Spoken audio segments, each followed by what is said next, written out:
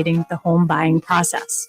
We value the experience of our agents at Boston Connect Real Estate so much that not only will you hear my perspective on real estate topics, occasionally you will hear the expert thoughts and opinions of our experienced agents at Boston Connect Real Estate. Be a part of our roundtable. If you have any questions during the show, please call 781-837-4900. We'd love to talk real estate. Follow us on Facebook, Instagram, and wherever you like to listen to podcasts at Talk Real Estate Roundtable. If you would like a one-on-one consultation with me and my team to discuss your real estate needs, you can connect with me at bostonconnect.com or 781-826-8000. Now, sit back, relax, take good notes, and let's talk real estate.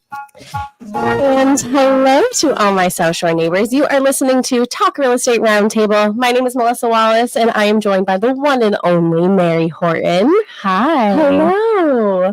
I missed doing the show with you. Oh, what did I say to you earlier? I was like, oh my gosh, I don't know if I remember how to do this. Oh my gosh. And Sharon said, it's like riding a bike. And then I sent you a little gif of a raccoon riding a bike. I know, it's been so long.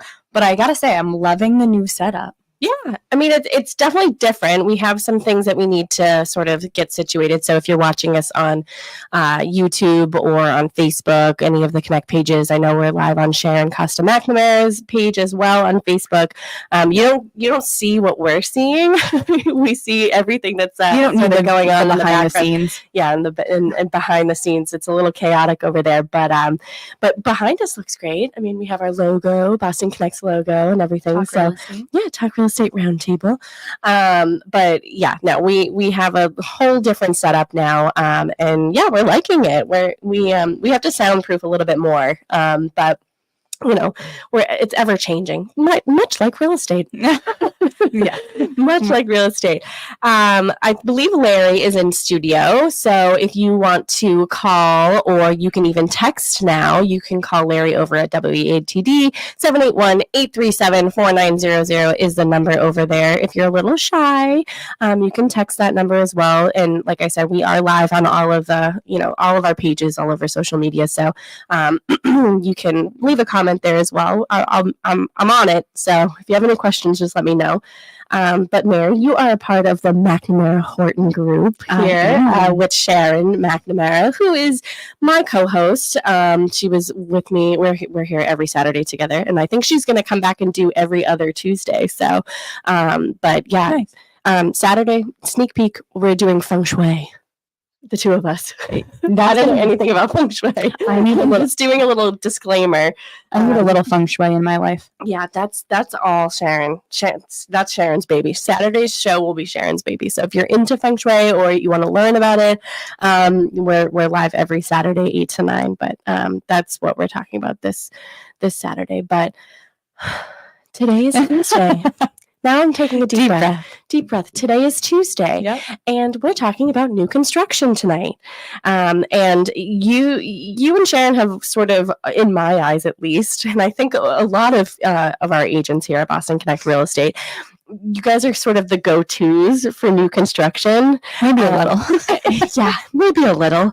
We only have a 92 unit. Yeah. And I don't like saying units because, like, they're single-family homes, they're duplexes, everything. So you have 92 homes for people to purchase in one development, and then you have 40 in another. Mm-hmm. So it's a lot of houses to keep track of.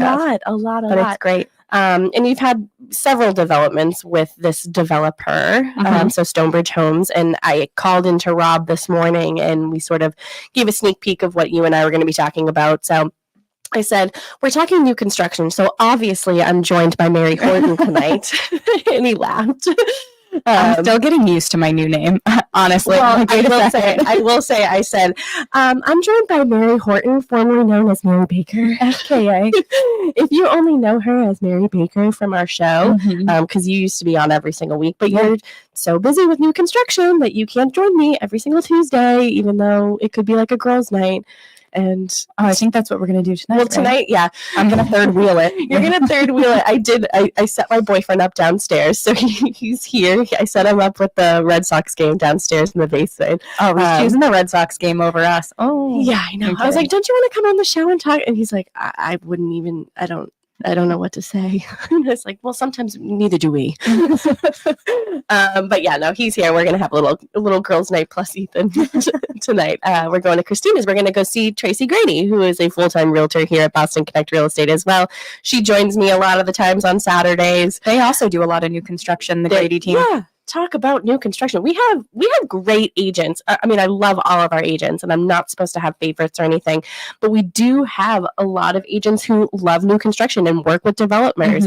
I think the Gradys are more so like the onesie twosies. You know, they might do like a smaller development with a builder, or they have one house at a time or a couple at a time. But you guys, I mean, I talked about it this morning. I was with you when you were building Copperwood and Bristol, both here in Pembroke, and now with these, and even before that, you guys were doing new construction with Stonebridge. But this morning I said, well, obviously I have Mary Horton, formerly known as Mary Baker, joining me tonight talking about new construction. Let's sort of just dive into it. I mean, we'll do sort of like a background for you. So I definitely want to highlight the fact that you and Sharon, so Sharon is also my co-host on here, but you both sell real estate. Yeah. Sharon sells real estate full time. We don't just work, for WATD or work, for having a show. And it would be fun. It would be fun, we sell real estate. Yep. So, how long have you been with Sharon? So I have been almost 13 years. I think we're going into year number 13 here. And very early on, you were with new construction with her. Yes. So I say, had I not learned, so she had a development in Pembroke when I first signed on with her 13 years ago, and I was her assistant back then.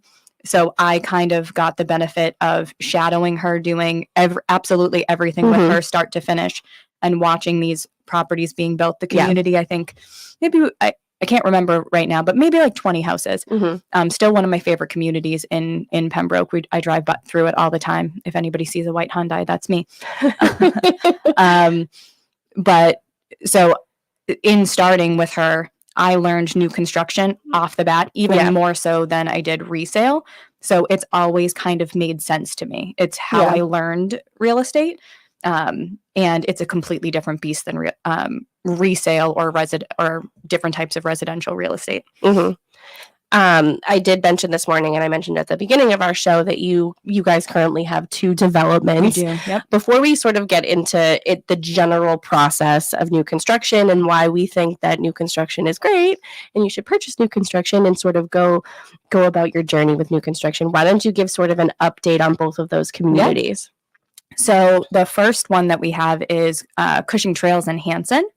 So Cushing Trails is a 40-unit duplex style community. Our price ranges start from $600 and they go to $660. We have 3 different style homes that we're offering. We did like a little fun pun on the names. So it is located in Hanson, right on the Hanson-Rockland line. We have the Whitman, which is the smallest. Then we have, that's the one that starts at $600. Then we have the Pembroke and the Hanson, both starting at $660. But they're all 2,000 square feet plus. So that does not seem small to me. No, it's not. So the joke is, so the Whitman is 2,000 square feet. That's at $600. That's bigger than most single family homes, just as an FYI. It's bigger than mine. And maybe not as big as yours. No, but the Hanson is. So the Hanson is 2,600 square feet. That is huge. We have tons of people who come through the open houses and they're like, wow, this is like, we're actually looking for something a little bit smaller. And sometimes people, will look through it and they'll be like, oh, this is a little bit too much space. And we're like, oh, don't worry about that. We have the Pembroke, or we have the Whitman. So everything's over 2,000 square feet, which is amazing.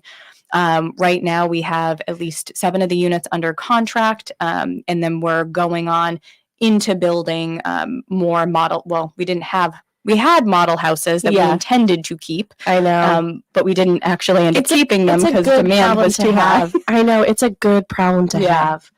Yeah. So It's right funny now, because the past shows that we've done, we've said like, oh, the like you get such a great value out of the model homes because they really, they put a lot of upgrades in there to show you what they can do, and you can't even keep one on the shelves. no, You and can't even complete one without someone like, I want this, I want it. well, so and it's hard because when you have somebody, you want to fill the demand, right? When somebody comes Yeah. in and they want to buy the model house, you want to say, oh, of course I'll sell you the Yeah. model house, and Yeah. and we're just going to build another. Yeah. But it's very hard for buyers, and this is the con of new construction, especially at the beginning of a community, is vision, right? Yeah. How Yeah. can buyers envision, one, Yeah. what the community is going to look like when it's completed, but two, what the units are going to look like when they're under construction. So some people have that Yeah. mind, some people don't. Well, especially because they're not all the same. So you They have aren't, three different sort of layouts and everything like that. So it is hard when you already don't have the vision of like seeing, okay, there's a field and now there's going to be 40 places that somebody could live. And to think that like, oh, well, I like this, like you might be able to see it right now because you're in the building process, but like, oh, I would really love to see, and I'm just saying this, I'd really love to see a Pembroke, even though I'm standing in a Whitman, but like, to have that vision, because it's different when you're looking at a piece of paper that is one dimensional, of the layout, and be like, oh, you have to have that vision and have to have that sort of savviness about you to be like, yeah, no, this will be a great, fit for me. I think one thing with the marketing plans that we have, it's great, right? It does give the basic layout, but what a lot of people have trouble envisioning ends up being the space. Like, how large is a 12 by 12 room? Yeah. What can I actually fit in that? Can I fit a queen size bed? Can I fit a nightstand? Yeah. Am I going to be able to move around comfortably? Yeah. So that's all part of like selling the vision, or being able to walk people through and show them or try and describe to them at length what something will ultimately be. So right now we're in the process of building out, and hopefully Sharon will have these in the next couple of months, 2 actually model homes. We'll have a Whitman and a Pembroke for people to walk through, and we will not be selling them. We will hold on to them until hold the them in very, your back very pocket end for a while. But what I will say, and you said it earlier, the model houses tend to be the best, the wow factor. The best that the builder can kind of shine and show off that he can do, but also the best value when we go to sell it, because we pump it full of upgrades. Yeah. And then ultimately sell it at the very end. Yeah. But if I was just hearing that, I'd be like, oh, well, they put a bunch of upgrades. I'm sure the cost is a lot higher than building it yourself. But no, you get all these upgrades at a discounted price because you don't get to choose. Correct. The luxury of new construction is a lot of the times, 9 times out of 10, if you're not buying a model home, you get to choose those things. Every builder is a little bit different. Sometimes they give you an allowance, and you have to go and pick out certain things yourself on your own and let them know what they are. There are builders that are like, oh, I have a showroom. Come and pick out, what, level 1, 2, 3, and then you put the house together. Yep. But with the model homes, the builders picking everything, you pick everything, the people who work at, and I'm just using Stonebridge as an example because that's the 2 developments that we're working with right now. People at Stonebridge are picking things out and sort of collectively coming up with, a great home. So the buyer doesn't get to choose those things. So as sort of a compromise, the price might be a little bit lower. Yeah, absolutely. So there's different incentives usually with model homes, to your point, because you're not picking out the finishes. What that ultimately ends up being is obviously derived by current market conditions, things like that. But I do tend to say they are the best value within the community. There. Yeah. And also a lot of buyers who don't necessarily like doing your own selections can be, and that's kind of the biggest role that I think I play. So like obviously I sell the real estate, but also I help buyers do all of their selections. Yeah. So I go through the houses before they're ever built and kind of design each and every room with buyers. That process I've learned how to streamline it over 13 years. I want to hear about that process, because that, to me, if I had to choose every single thing in my house, I think I probably would be overwhelmed. it can be very overwhelming. So, So how do you ease that for somebody? I try. So our process is essentially when you come into one of our developments, you choose a lot, choose a house, right?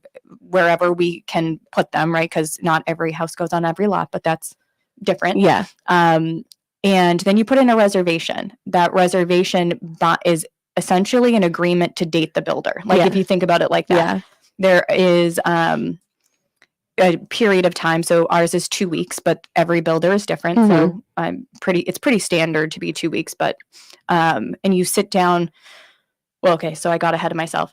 So the day that you put in a reservation with me, I send you so much information. It's not even funny. She just spams you.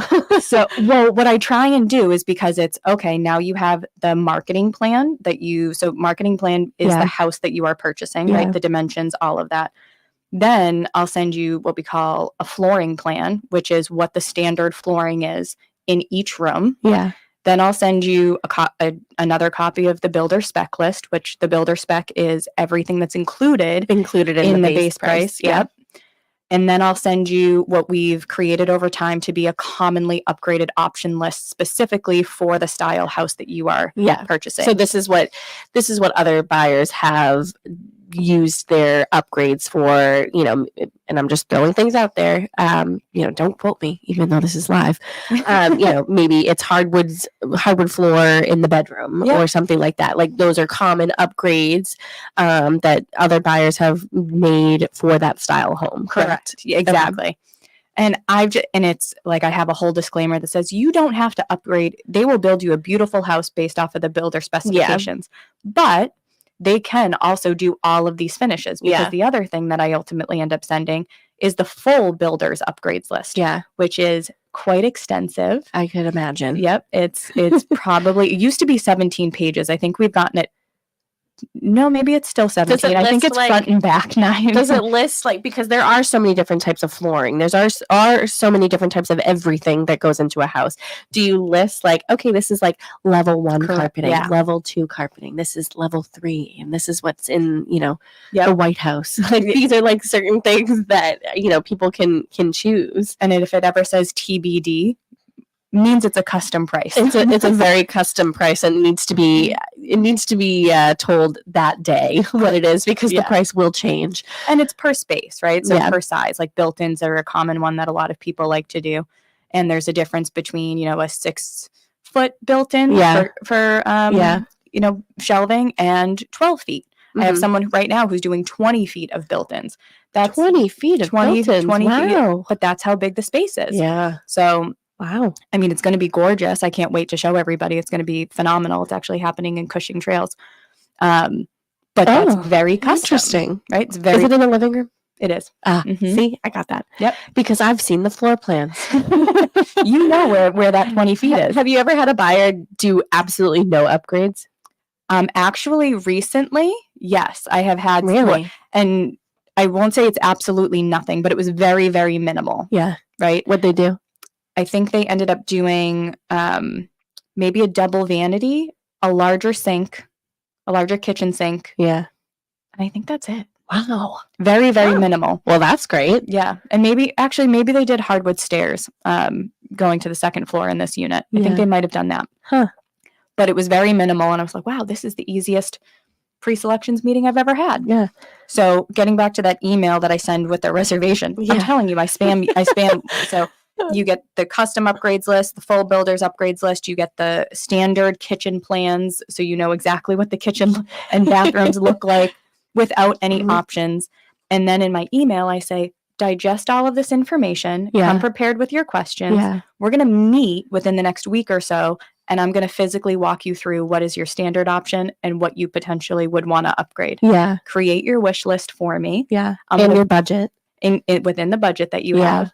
So come prepared to this meeting. Yeah. We sit down, we create a customized upgrades list, whether it's nothing or very minimal. And then there's some people who it's very easy to have the mentality when you're building new is it's easier to do it now. It's easier to do it now. So you can increase quite quickly. Yeah. So we sit down, we go through that. I build you a custom upgrades list, and then you tell me yay or nay, what you want to keep, what you might not want to keep. Yeah. Then we go to a purchase and sales agreement. Yeah. Yeah. I could imagine that, people, the thing with new construction is like, it's already going to be very up to date. I mean, everything is brand new. So, maybe it's on trend, or, it's just energy efficient, all those things with new construction. So you don't really have to worry about something not sort of working, and maybe if you don't like something, it might have been your fault. Well, so that's one thing that I can say I am very conscious about. So when I'm meeting with people and doing their pre-selections meetings, I definitely don't get as intricate with the design aspect. Yeah. But I do find oftentimes buyers are leaning into me and saying, well, what are other people doing? Like, what do you see?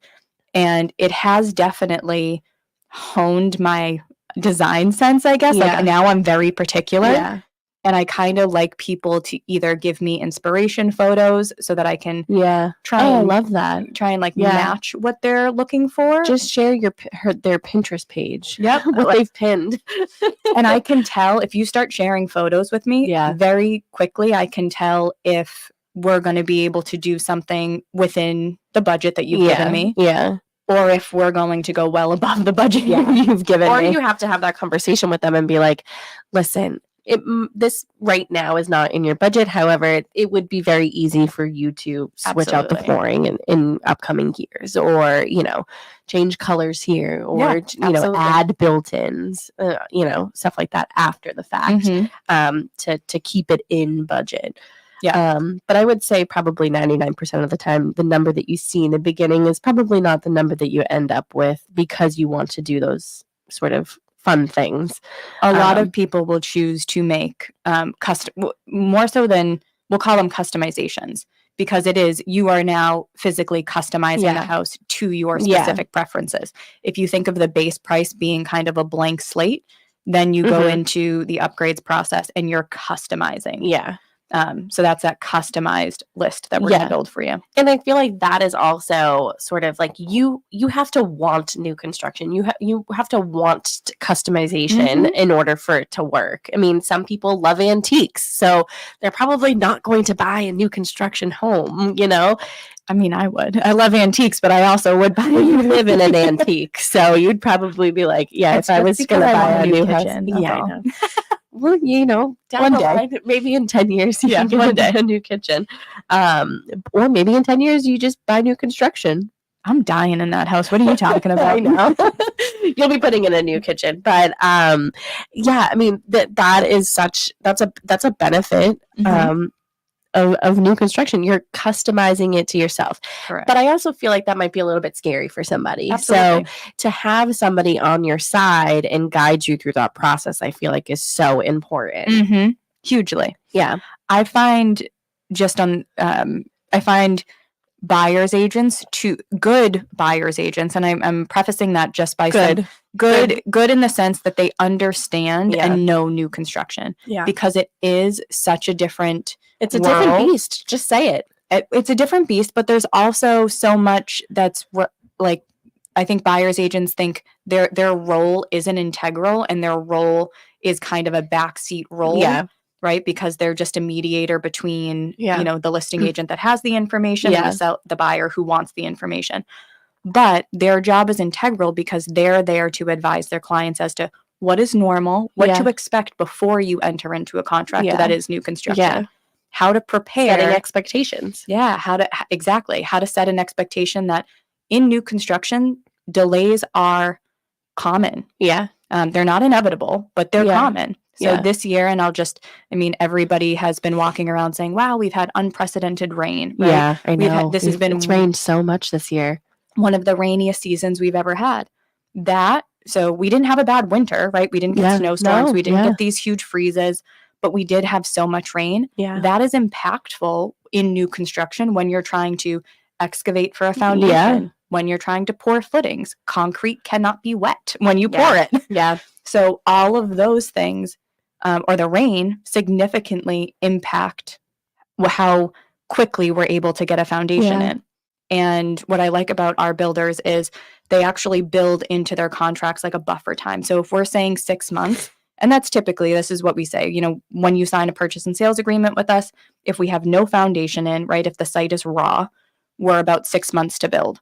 That 6 months, they're already in their heads have a buffer time in case they hit a delay in pouring the foundation or in case there is a delay. It's like their cautious time. Still, even though they're building in a buffer, sometimes a delay could happen. It's a buyer's agent's job to set that expectation for their client and say, all right, this is my experience. I need you to understand that if we enter into this contract, it would be to your benefit to get an extended rate lock, to make sure that you have interim housing in case the closing date isn't met. That way the shock isn't coming and buyers aren't overwhelmed. I think it's also important to work with a loan officer that's familiar with new construction too, because and I don't think I've ever actually said that on air. And we've done new construction shows several times over the past few years, but when you just said that, I was like, oh yeah, it's so important to work with a lender that can guide you through that process and be like, hey, just wanted to let you know and aware that, you might have to do an extension. You might have to do this, and to make sure that you're meeting it. Communication is key, just like everything else in the world. Okay. If you communicate and you educate, everything goes smoothly. 100%. So when there's a miscommunication, that's when things get a little dicey. Hairy, I think that's a really good point because I can tell almost a lender can tell me one thing, and I'll know if they've done new construction before. They'll say, "All right, let me know when the house is finished, and I'll order the appraisal." And I go, "Oh no, that's not how this works, honey." We order the appraisal prior to the house being completed, and they do so appraisers in new construction have to come out twice. They do an appraisal on the contract and the site itself before anything is typically constructed. And they give their price point based off of that solely. And a conditional commitment is typically issued that says, all right, we are committed to giving the buyers the loan with the condition that the house has to be completed per the purchase and sales agreement and the marketing plan that you've given us. There's an initial inspection in new construction, and then there's a final. I love you're like, if you can see us on Facebook and YouTube and all that stuff, you can just see like every single time Mary says something, she starts to smile. That's how much she I do. Like, oh, and then this. So she's like, oh, let me educate you on this. I mean, I will say I love my job in general, but I love new construction. I think maybe just because I've been doing it so long, I think I shine with buyers and I think I shine with new construction. Not that I don't love my listing clients, I really do. But I find that listings need less education, and I enjoy educating people. I enjoy setting expectations. I enjoy having the answers. Well, I can see it on your face. You're just like, I'm so excited about this topic. If you have any questions for Mary Horton, you can call Larry over at the studio, 781-837-4900. Again, you can text that number, 781-837-4900. Jake Turner is watching on Facebook. Oh, hi, Jake. Hi, Jake. You can see it all over your face if you love this. Well, so one and another thing, just because you said Jake, something that I love about being involved in the new construction process is you're kind of involved in, I don't know the building codes by any means, but we're constantly seeing Massachusetts energy codes changing, building codes changing, and I'm kind of not at the forefront of it, right? But I'm learning through my site manager and through my builder what the new codes are, what to be looking for. So one thing that's required now is what we call HRV fans, which is that the fan in the bathroom? No. Oh, so there is a fan in the bathroom. There are lots of fans in new houses. And I don't know exactly. Dan's probably going to get mad at me, but I don't know what HRV actually. It's ERV. Sorry. What it stands for, what the acronym is. Mm-mm. Is it? Oh, no. Ventilation, something. Oh. So I was trying Dan, to figure it out. or if anybody knows what an ERV fan, what the actual name of it is, please Yeah. let me know. But something from an energy standpoint now, or from the house being these houses being built so tight, Yeah. this ERV fan actually takes stagnant or stale air Yeah. from inside the Yeah. house, and it circulates it outside and brings fresh air inside of the house, because literally if it's built so tight, there can be issues with the carbon monoxide, and you don't have this ERV fan in there can be issues with the carbon monoxide that you're breathing out of your own mouth Yeah.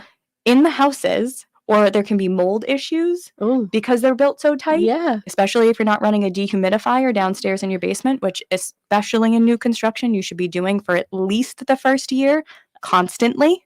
And can you opt to have one put into the house? A dehumidifier? Yeah. Well, I don't think that they build one in. I think it's No? I think you're thinking humidifier. Adding air into the system. Is that what you're thinking?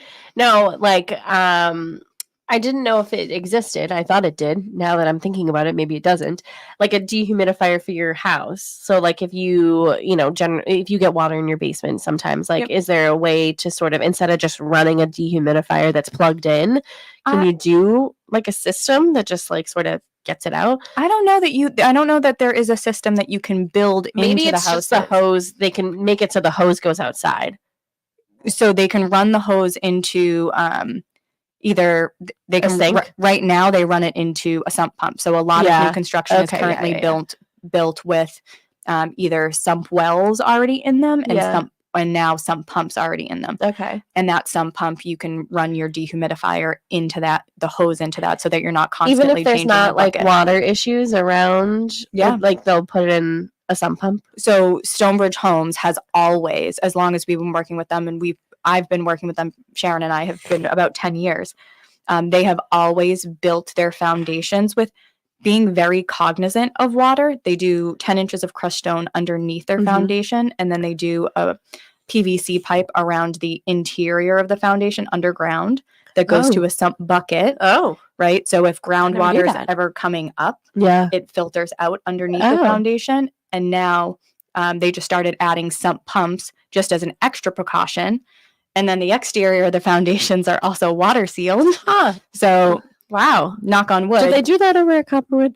They did do the sump wells. Yeah. They didn't have pumps in it, though. Yeah, learn something new every day. I never knew that. But it's very easy just to have that dehumidifier going right into the sump pump. And that's because concrete is wet. Yeah. Like concrete naturally. And there's a lot of moisture in the concrete. There's a lot of moisture in the wood for the first year. So you're sucking, the idea of a dehumidifier is you want to suck all the moisture out of the house. Yeah. I've been running a dehumidifier in my basement, and I don't have new construction, but I've been running it, and I've filled it a couple times over the past couple of weeks. And I'm like, because one day I came downstairs and I was like, I feel like the air is a little heavy. Yeah. Yep. Like you it's can feel it. just like I can feel a difference.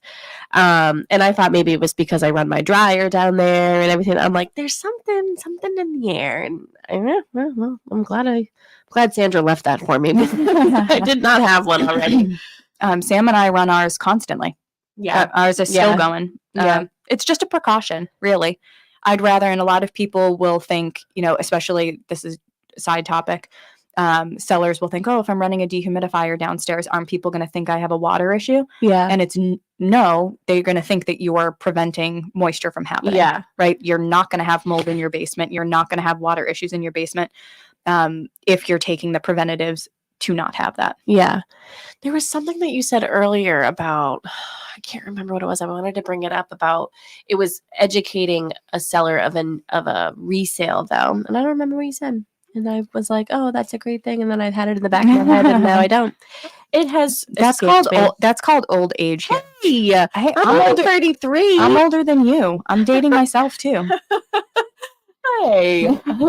We only have about 10 minutes left of the show. I can't even believe that, but I feel like we can talk about new construction until, the cows come home or whatever the saying is. But what are some of the things that you definitely want to get out there before the show ends? So we talked about your two developments. Yep. New construction versus a resale home, the sort of the preliminary planning as well. Well, I think one of the things that we can hit upon is why new construction over resale. So new construction, you will ultimately end up paying more upfront, so to speak. So today, you might potentially be paying more than you would if you were purchasing a resale property, potentially. And I say this because new construction, we don't typically, unless the house is 100% complete, we don't typically have those bidding wars, right? Yeah.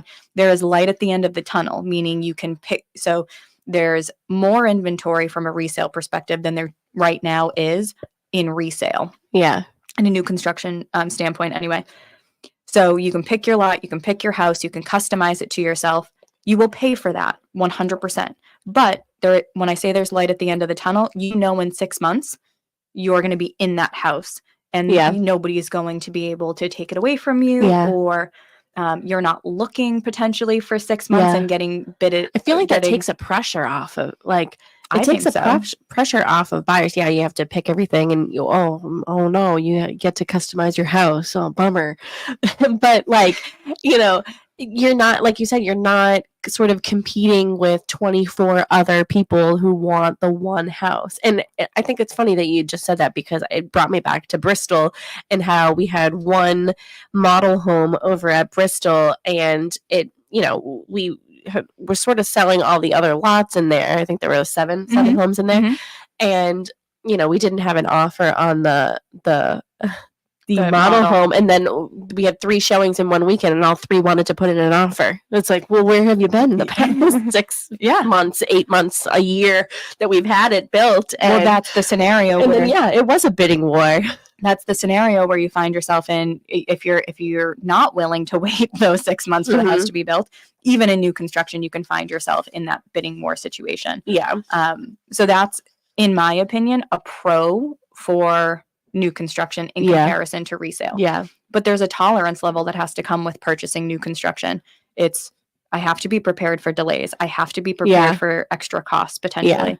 That maybe you weren't, at least it up front, but maybe that you weren't thinking of ahead of time.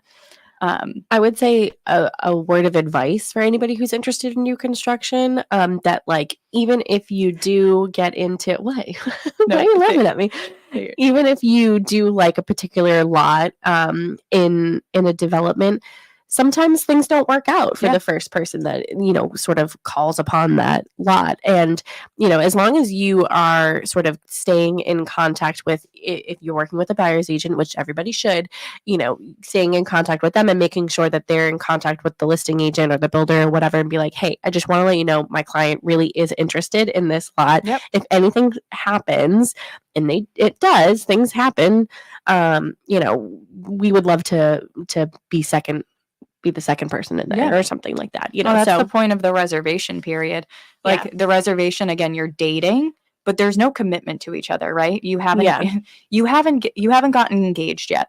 Yeah. You haven't moved in together yet. Yeah. So this is all very true for me. As my boyfriend sits downstairs. No pressure.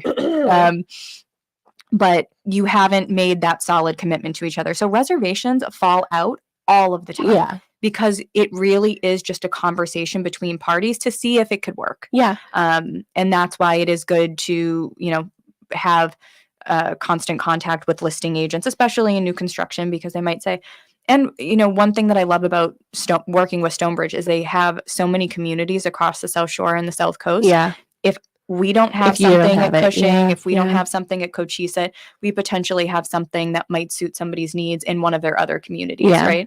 And you have a great relationship with those agents who are representing those communities as well. I remembered what I was going to say. You said that you're up to date with the codes and all this stuff because of the new construction, but you could also carry that into your resales too and be like, hey, let me educate you on some of the things that the buyers are able to see right now. There's a lot of new construction, and I do sell a lot of new construction. I can see the amount of people that are coming through. They're considering new construction because they can't find what they're looking for with the resale.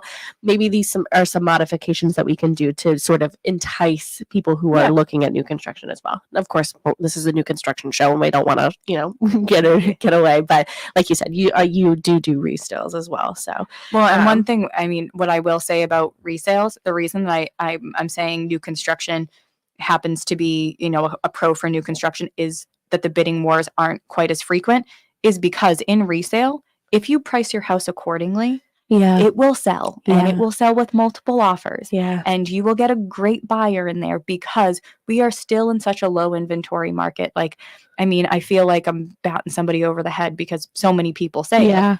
It's just facts. Right? So regardless, you might not have to make major modifications to your house. Just price it accordingly. And you will get a buyer. I finally met one of my neighbors, the guy who lives across the street from me, and we were talking the other day, and he was like, yeah, I mean, that place was like rocking. There were so many people in and out of that house, when it first went on, and I just felt bad for everybody. I was like, how do you look at 50 people and say only one of you can get it? And I was like, I know. I feel. I was like, hard. What? It's so hard. It's so hard. But yeah, no, like you said, you don't have 50 people looking at the same. Oh, I say 50, but it's really more than that. But you don't have 25 offers on one lot in a 92 unit development. So yes, that there is competition out there, but I would say that if you can wait it out. Competition is definitely less. Yeah, competition is less. If you can wait it out, if you can afford new construction, if that's something that you've always wanted to build your own home and customize it, I think it's a great opportunity and a great time too. Absolutely. One of the other things that a lot of people will go into new construction for is the community aspect. Yeah. Right. So, I'm just getting my cousin-in-law, right? She moved into a community in Marshfield. We weren't the listing agents for it, but the whole community was developed all at the same time. Mm-hmm. And we've seen this. I mean, we could even use Copperwood. There were a lot of people that came to the community for that feel, to know their neighbors, to have a space where the kids could potentially ride their bikes around the cul-de-sacs, to feel as if they were with like-minded people. Just there's a million different nuances that come along with being in a close-knit we saw that a lot during COVID. So we still had Copperwood when COVID started. And as soon as the second phase opened up, I think you guys got Wild West. You guys got 15 reservations in 2 weeks. Yeah, I think we sold out. And a lot of people coming from the city. Yeah. And a lot of people coming from, cities and towns around here or anywhere really that they didn't have that sense of community. They didn't have that sense of, I could ride my bike down the street, or they can do all that stuff or whatever. Fly a kite. Some people don't like to ride bikes. To fly a kite or something. Let's go for it. Or walk their dog, or just hang out outside. Not everybody has the luxury to do those things. But so we saw a lot of that with Copperwood and with Bristol, where people wanted a sense of community. Yep, absolutely. And they certainly have them over there. So. And with your new construction, we only have 2 minutes left. Anything else you want to say? Only 2 minutes left. So why don't you talk about some of the open houses and the times that you're there, and how if anybody wants to see either one of these developments, how can they get in touch with you, or how can they view these properties with you? Yeah, absolutely. So we are at Cushing Trails. For both communities, Cushing Trails and Cochise Estates, we do private showings throughout the week. All you have to do is call us either here at the office. Make an appointment. Yeah, make an appointment with us. You can call my cell phone number. You can call Sharon's cell phone number. And we're happy to accommodate private showings all the time. Absolutely. Mm-hmm. Yeah. But we also, at Cushing Trails, we show, we are open every Saturday and Sunday from 10 a.m. to 12 p.m. And at Cochise Estates, we are open every Saturday and Sunday from 11 to 3 p.m. So there's multiple opportunities throughout the week to be able to check out these places. Yes. And how can people get in touch with you directly? My cell phone number is 774-444-7761. One more time. 774-444-7761. Well, thank you so much, Mary, for joining me. I am Thanks, back Mel. here with Sharon McNamara, broker owner of Boston Connect Real Estate, and Mary's partner in business, talking feng shui on Saturday. So be sure to tune in live at 8 a.m. on Saturday. Thanks, Mary. Bye. Bye. Bye, Larry.